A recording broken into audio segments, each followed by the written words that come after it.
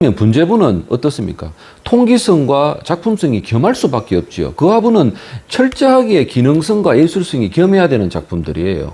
그 프레임을 풍남분과 같이 연결하면 안 된다는 거죠. 자, 안녕하세요. 세단분입니다. 오늘은 수태식재 식물 화분은 왜 그렇게 예술성 화분이 그렇게 발전하는가? 왜 수태식재 식물 화분들은 예술성 화분과 배양성 화분으로 이렇게 크게 구분되어지는가에 대해서 간략하게 설명드리도록 하겠습니다. 또 그 말씀 드리기 이전에 수태식재 식물과의 화분들을 분재분 화분이나 이런 걸로 비유해서 그런 고정관념에 잘못 박혀 계시는 분들, 이 영상을 꼭 한번 봐주시길 바랍니다. 수태식재 식물들이라고 하면 대표적으로 뭐가 있습니까? 풍란, 일본에서는 북이란이죠. 그리고 석곡, 오모토, 이런 화분들이 있습니다. 수태식재 식물들은 다른 식물들에 비해서 화분이 발전할 수 있었던 계기가 첫 번째, 두 번째도 식재하는 방법이 굉장히 차이가 많습니다. 간단하게 식재를 할 수 있다, 간단하게 이동할 수 있다, 굉장히 편리하다, 이런 프레임 속에서 화분은 크게 굉장히 발전하지 않았나. 그것은 한국, 일본 마찬가지입니다. 특히 일본 같은 경우에는 북이란 역사, 특히 수태식재 식물이 역사가 한 500년 이렇게 넘죠. 그런 역사 속에서 굉장히 화분이 고도로 발전해가 있습니다. 오래전부터 이미 전시감상분과 배양분은 구분되어져 있고, 현대로 오면 올수록 더 명확하게 구분되어집니다. 저는 전시감상분 같은 경우에는 전시감상분은 기능성, 그러니까 키우기 위한 화분의 역할을 배제를 해야 된다고 생각을 합니다.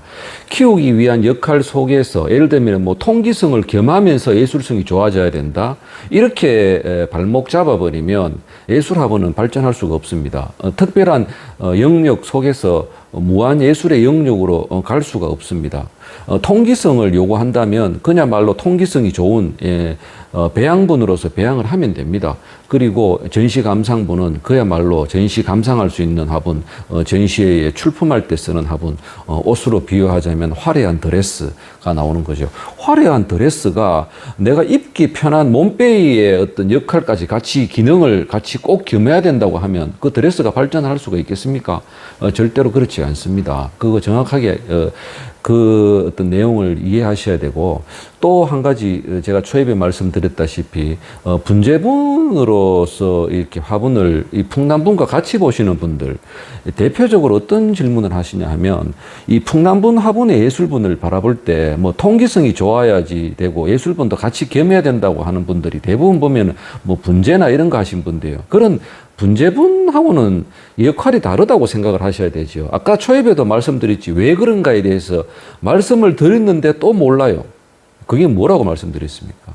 이식하는 방법이 완전히 다르기 때문에 풍남분은 일본도 그렇고 한국도 그렇고 명확하게 구분되어지는 그 프레임이 이식하는 방법의 편리성에 대해서 차이가 있기 때문에 화분도 그렇게 변화가 되는 거예요. 분재분은 어떻습니까?